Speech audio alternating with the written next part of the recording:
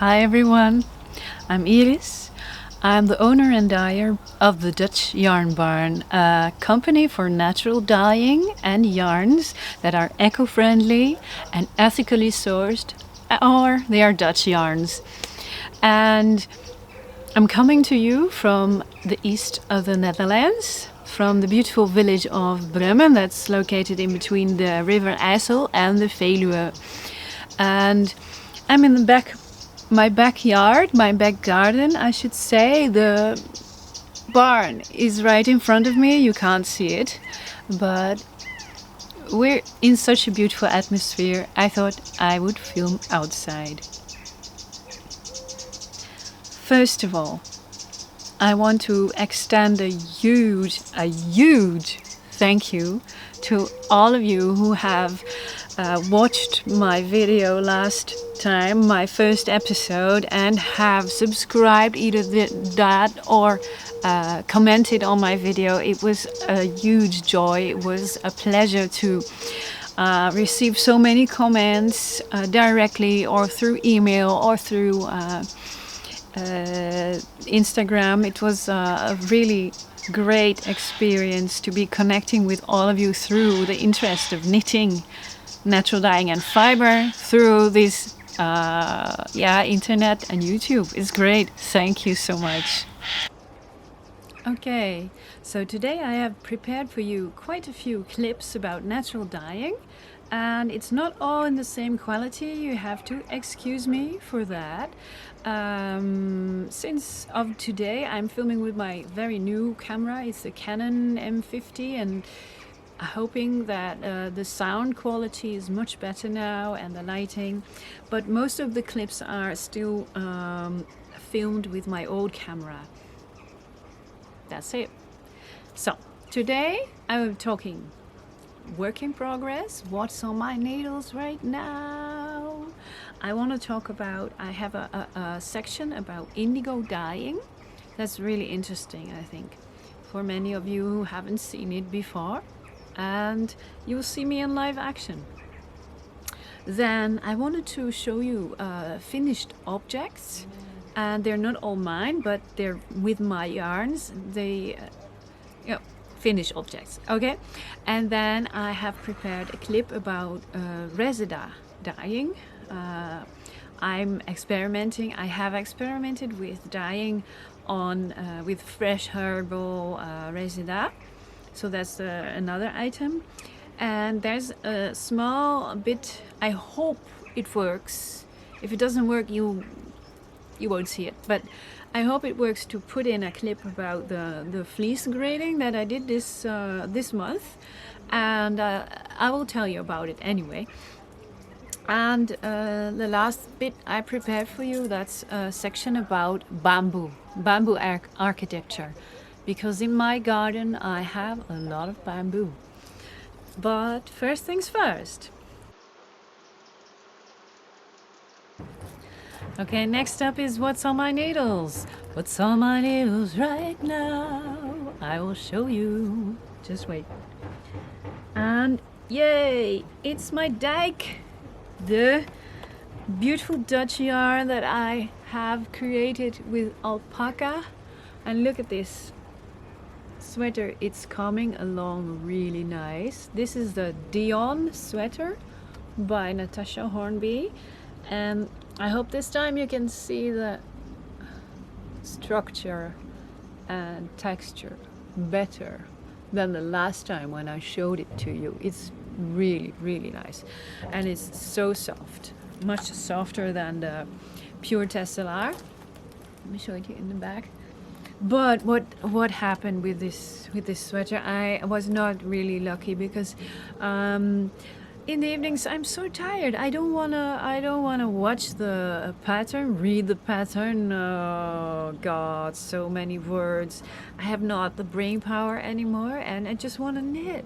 I knit, and actually this cabling to me is quite easy, because I can read what I'm doing and I just continue. But what happens when you do not increase here and here?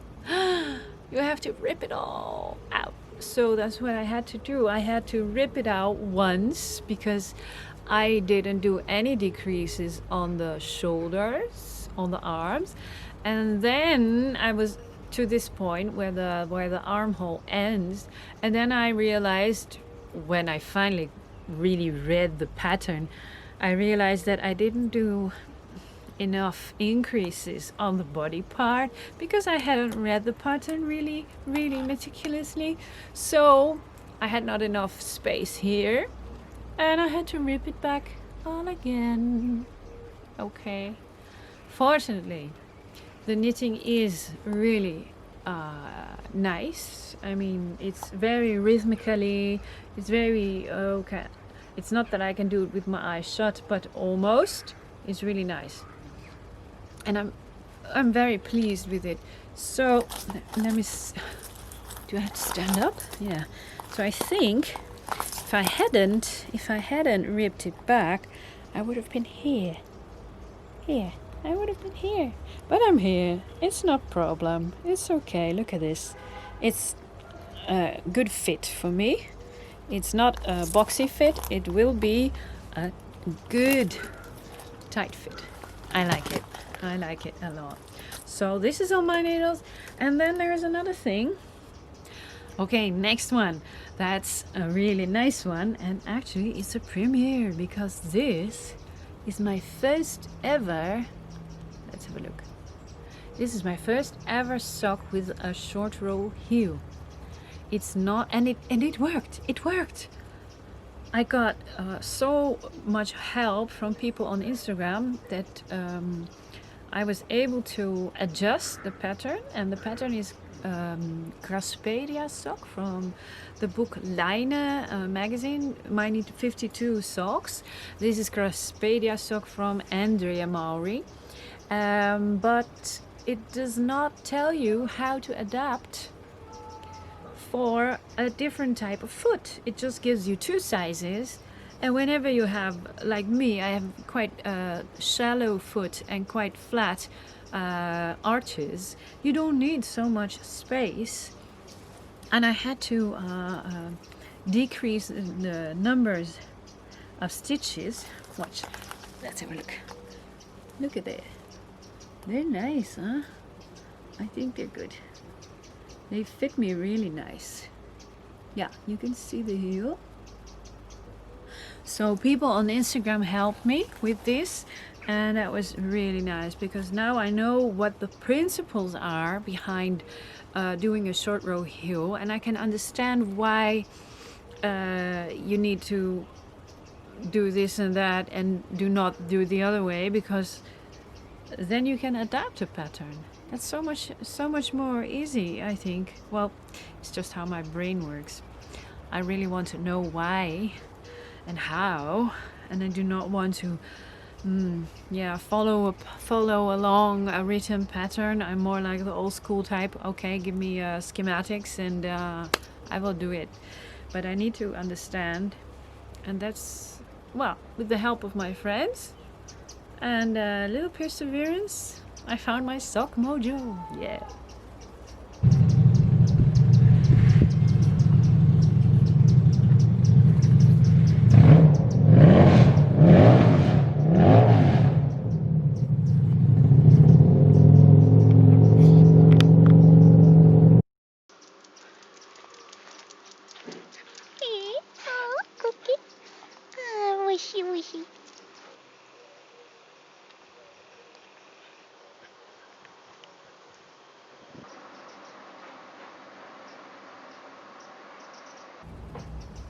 The next section I prepared for you is about fresh dyeing, how to dye with Reseda Luteola. And Reseda is known as the very best light fast and wash fast yellow dye that's around, and it's been around for thousands of years. And actually my Reseda sock, a zwerfsock and silk cloud yarn, is dyed in Reseda, and you will see me in this clip how I shred and torment the poor Reseda herb to give out its yellow flavonoids. Enjoy it!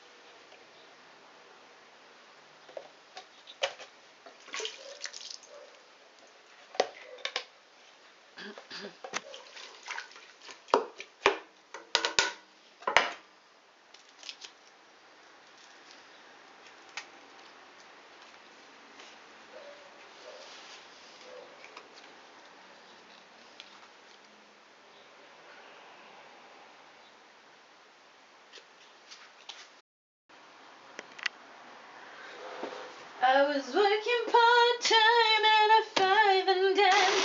My boss was Mr. McGee. He told me several times that he didn't like my kind, 'cause I did it too late. I was feeling something was happening different than I did before. That's when I saw her. That's when I saw her. She walked in through the outdoor. She wore a raspberry beret, the kinds you buy in a second-hand store. She wore a raspberry beret. I think I love her. Woo! Yuck!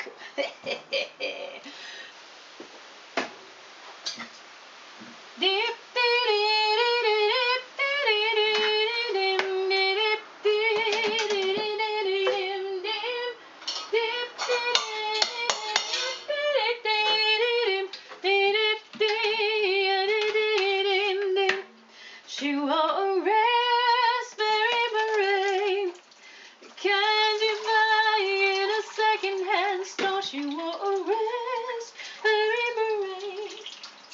I think I love her.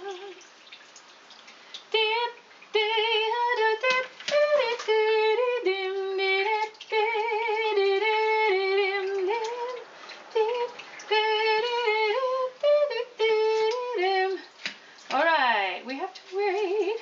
We have to wait.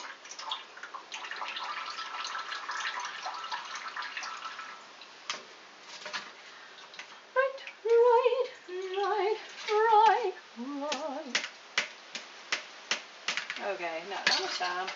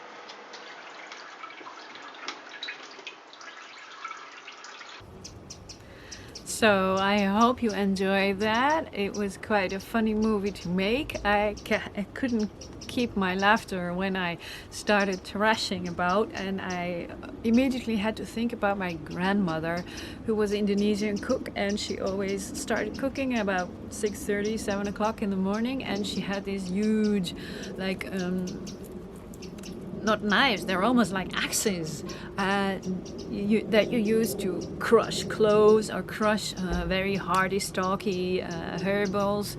And you can, if you want to, chop a limb of chickens and do all kinds of things. So I was thinking of her when I was thrashing the Resida. The Resida color is actually seen in this sock that's only Resida, and it's a really beautiful, strong yellow color. And from the experiment, I can show you behind me. This is the first, I don't know, I can't get it closer, but I'll put in a clip. This is the first dye bath that I made with Resida, and you test out the strength of the Resida by doing a second exhaust bath, and it still has a really nice, almost lime citrus kind of a soft yellow here. It's not egg, I would say it's more citrusy like yellow. Actually, these greens, the ones you saw here and earlier when I showed you this one, these are also dyed with Reseda. So I know this will be kind of a good lasting green, and it's a joy for the eye. It's a very cheery color, very sunny and very heartful color. I think it's very good for summertime and springtime.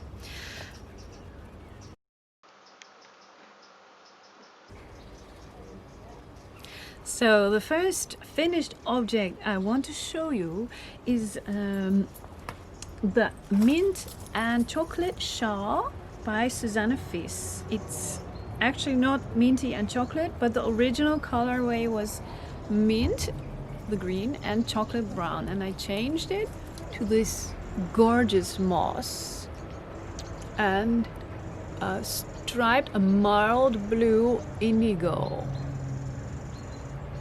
And actually, did I say it was by Susanne Fleece? It's a La Fleece design. This is, I think, my favorite color right now after indigo. So in the Corona period, I couldn't concentrate. I was so tired, like many of you. I needed a relaxing knit, a no-brainer, one that keeps continuing and you can do it almost mindlessly. And I really like the simplicity and the beauty of just a garter stitch, but then with a mild blue. Yes, you can see it, and you can wear it in many ways. I have a moss green. I have a moss green, what's it called, blouse that is exactly the same color as my scarf. I really, really, really like it. It's made from Double Dutch. That's the Dutch Tesselaar.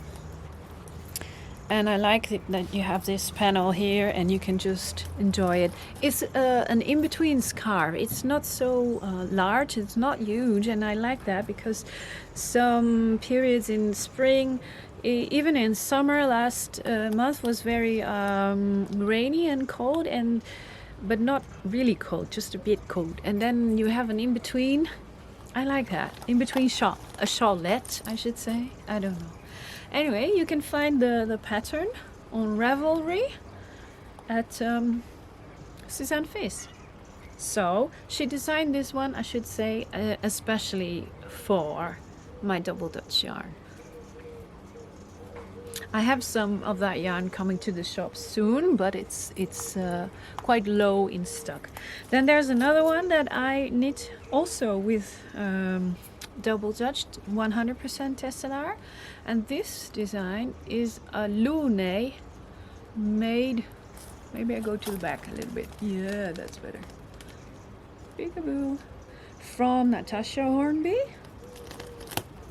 You probably know her, Moonstruck knits, and it's really, really gorgeous. It was quite a big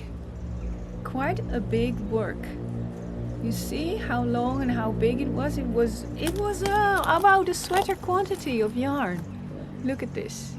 But it is a beauty, and this one is keeping you really warm in the winter time or in autumn. Look at that. I've used madder to create these red, orangey red and rusty brown reds.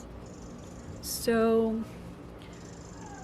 just the dark brown is a natural zwartbles, and all the rest is dyed. Yeah. So my oldest daughter wants to have this shawl, but I'm not giving it to her. It's a sample for my store, so she has enough shawls. Next thing I want to show you is the Amber sweater. that was knit by my dear knitting friend Hannah, who is her Instagram handle is Nakamili, and she made this gorgeous version of the amber in all sweet and soft natural colors. Yes, I think you can see it. And I really adore the combination of small lace and texture with the larger Fair Isle or Intarsia, what is it? Color work anyway. You see? And these details, look at these details. We all love these patterns. They're so, but it was quite big. Look at these sleeves, they're too big for me. Can you see it? So this is made from organic yarn. This is organic fox, Coburger fox sheep. They are on the list of the red list, they say, in Germany, of breeds that are they're not going extinct. They're on the red list, but yeah, we have to protect them, and that's why I wanted to use organic Coburger fox. And this is also coming to my shop quite soon. Right, look at it. Is this kind of yarn, I mean the Coburger fox is has a natural, like a foxy red sheen, and I really like the hue. It's actually quite soft, but because it has camp hair, Tesla does not have camp hair. It has texture, but it does not have hair sticking out. And this Coburger fox does have some hair sticking out. So again, this kind of a yarn is yeah, I can wear it, and my friend Hannah wears it, but if you're a soft yarn lover, this is way too scratchy. But anyway, we love the rustic look, the rustic feel, and this yarn will last. It's non-superwash, of course, and yeah, it's very nice. Okay, she made a little hat, which I don't know. It's a good small hat. You see? And what else? Okay, so now I have one. This is one actually knit by me, and it's a combination of rowan yarns. The background color is rowan. Don't ask me the color name. And this one is my silk cloud, the mohair and silk lace. And I knitted that a double or triple yarn, as you can see. Can you see it? In its beautiful sunrise. And yes, can you see it? It's very soft. This is a very soft yarn combination, and it's very warm. It's definitely a winter, autumn and winter sweater. Oh yeah, I changed the pattern a little bit. You see? I made this extra border, the rolled hem, and I gave the border extra decoration. So this is a really soft yarn, and most people will like this to cuddle up in. It's very cozy. Yeah, for me, I'm okay with soft yarns, but I tend to go for the mid-range. I like the sturdiness. And so I have to show you my organic merino. This is a beautiful design. Look at it. It's excellently knit by my friend Yule she's a colleague from Woolen Twine, and she knit this sample up for me just to help me out because she's excellent with cables. Look at the color. Don't you think it's gorgeous? And the cabling go well together.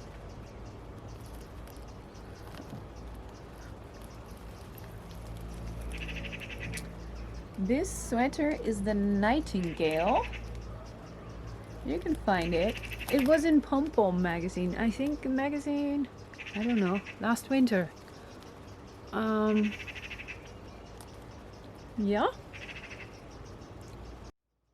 And it's dyed with indigo. I adore this color. It's like a dark night. Oops, hello? Yeah. It's like a dark, really dark night. It's called Tesla Night, this color. Yeah. So, one last piece I want to show you that's finished and is also not knit by me but by a dear knitting friend from Zutphen and Gorsel. Her name is Marjolein. And she knit another great Japanese sweater for me by a Junko Okamota. I always get confused because the first sweater I showed you, the Ember, that's Yuko Shimizu, Ember. And now we have the Teru sweater from Junko. Let's just say Junko because that's easier. And this is also in organic fox.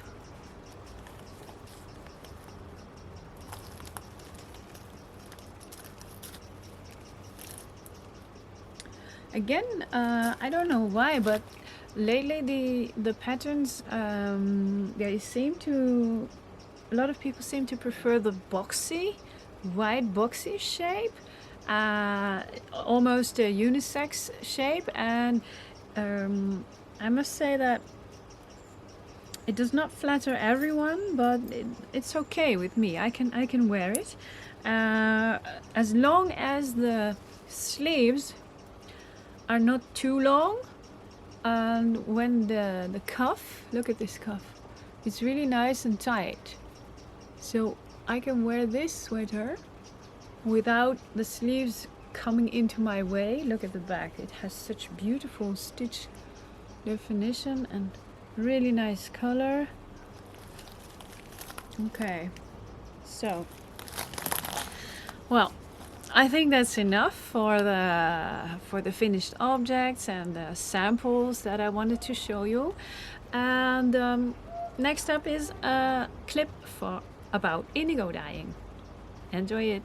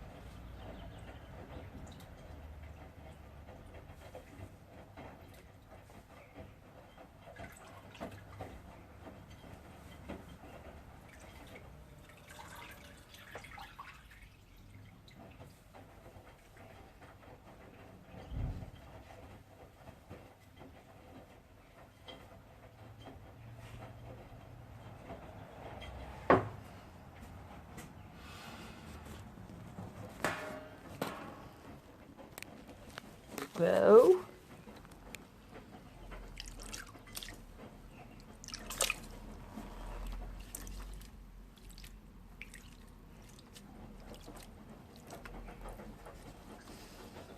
That's it, guys. Bye.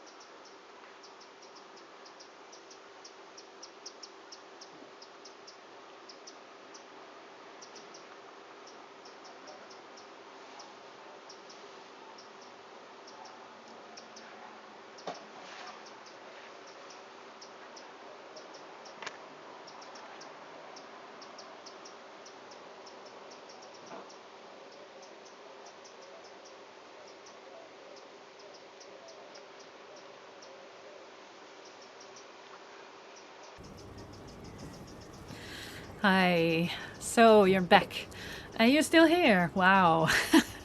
If you like this video, then please subscribe to my channel, like this video, and come along on the journey. Yes, I really appreciate your comments down below, or send me an email or whatever. Find me on Instagram. I'm really into having contact with all of you sheep lovers, yarn nerds, knitting nerds, all of you. It's a joy and a pleasure to be able to film these kind of things and to share my work with you. Thank you.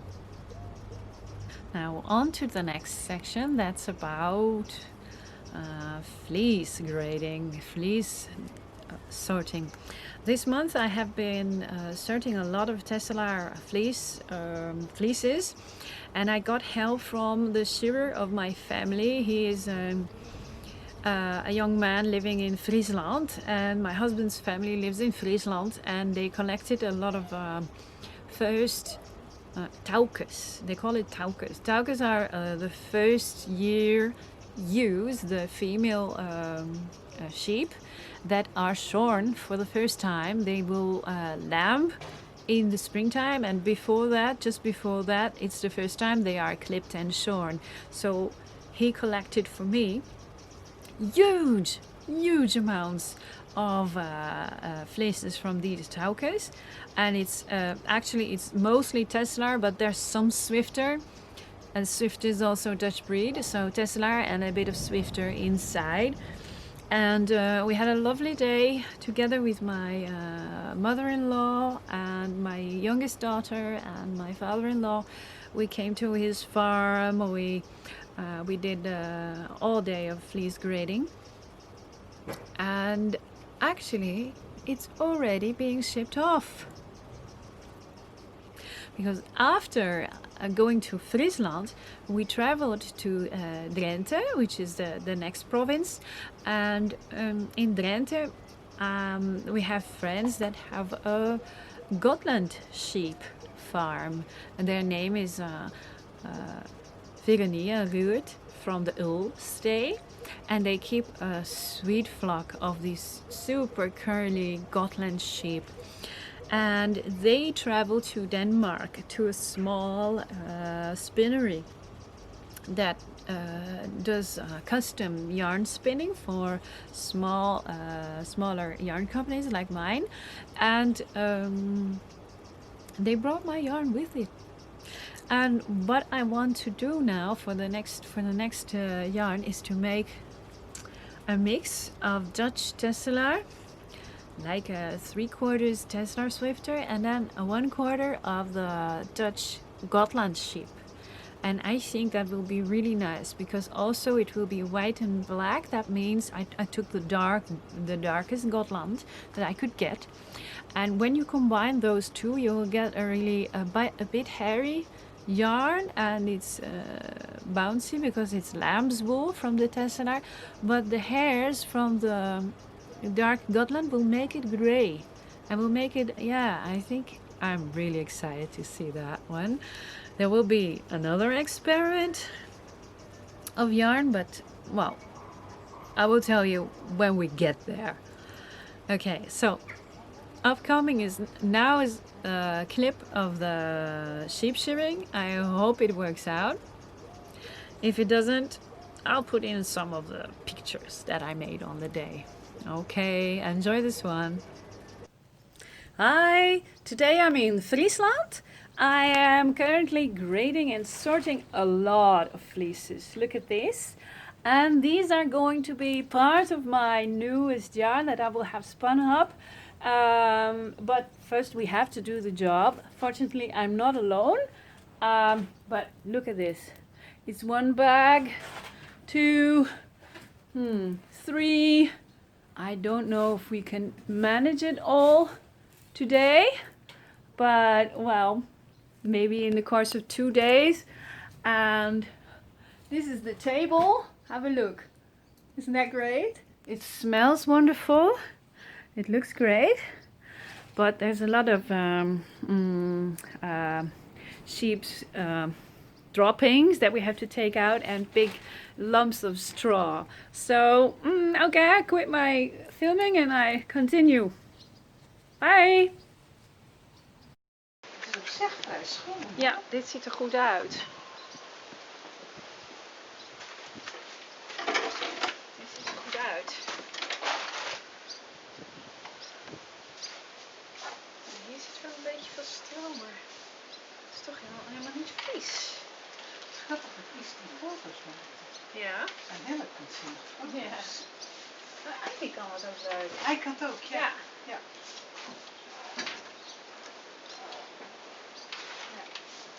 En in Finland, een collega verfster, dat is een hele goeie, Finse verfster, die is ook al de oma, maar die heeft gewoon enorme textielervaring in de textielindustrie. Die is gaan verven. Maar het geluk dat zij heeft, is dat er in Finland, net als in Zuid-Duitsland, een wolcoöperatie bestond van Finnsheep-houders, Finnsheep-schapenhouders.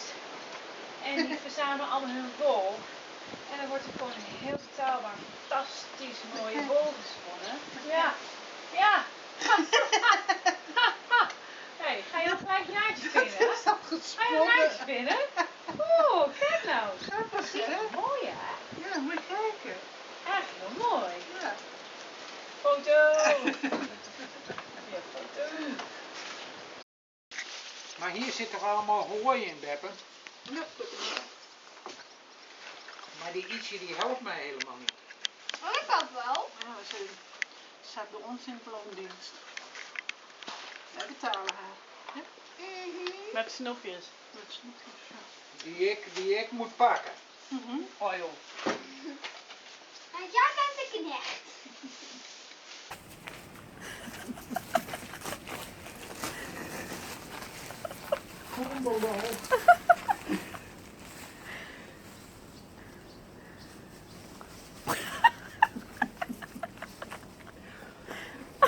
houdt bijna niet op, hè, qua kleur.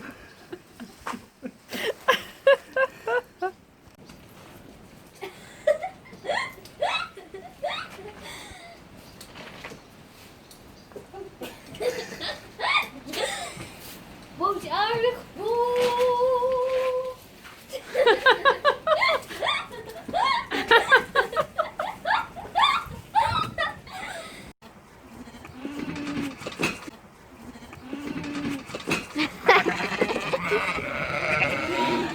De kleine schaapjes gaan daardoor.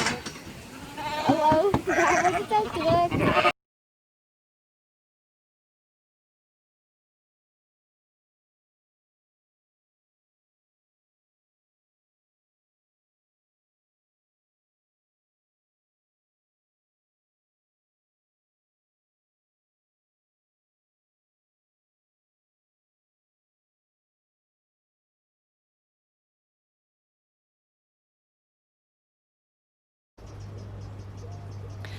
So, last bit that you will see today is a video clip that I filmed earlier, and it was a bit cold and it was quite rainy, so I thought it's not good dyeing weather. It's kind of I have not enough drying capacity. I have upgraded my capacity to dye here quite a lot. I have loads of pots, but you need a lot of drying capacity as well.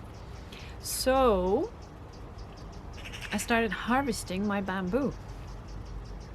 In my garden I have a large patch of bamboo nigra that was from my late uncle, Charles Young, and he had a bamboo kwekerij, a bamboo nursery, and selling all kinds of products related to bamboo.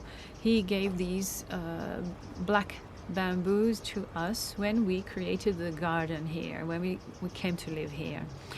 And it's a really good connection in many ways, because first of all, when I see it and when I use it, I think of him. I think of my family, my uncle. And also it's at a deeper level, it's also a connection that keeps me related to Asia, because my family, as you know by now hopefully, my mother's family is from Indonesia, and she okay, well,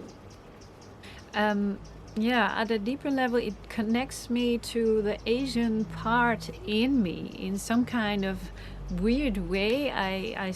I want to feel the roots in me of my ancestors, and I can do that by for example cooking, but also by adapting dye methods or techniques that you have seen me doing in the Indigo movie, in the Indigo clip.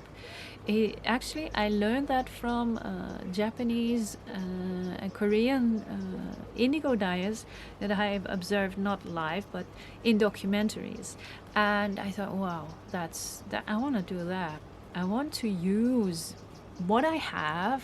It's not recycling, but it's using what you have in your garden, creating it into something new. So I use the bamboo sticks for everything in my work. I use it to sticks for how do you call that, in your pot. Yeah, you know, sticks in the pot. So to stick it in the pot, I use it as rods on top of the pot, where I can rotate the indigo yarn on top. I use the big stalks to create drying racks. And that's what you see me doing here in this clip. I'm harvesting large, very large new shoots, and I'm creating a new dry rack. Actually, I'm looking at it right now. It's there. I will put in a clip. And it's really, it is a good feeling. It's a good feeling to be able to make something from scratch with what you have, or recycling material, but this is not recycled, of course. This is natural material, and also connecting to my Asian roots through working with bamboo. Yeah, can't help it. It's like that. So enjoy. this clip.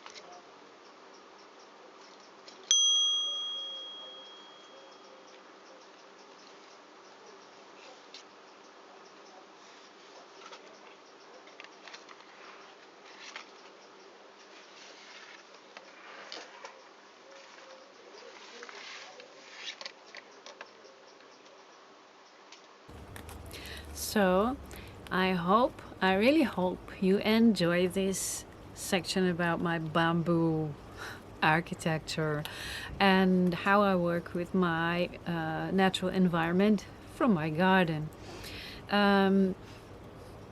If you have made it until here, thank you so much for watching. Please subscribe, support the Dutch Yarn Barn, find me on Instagram, leave me a note, put on your notification, etc. You know what to do.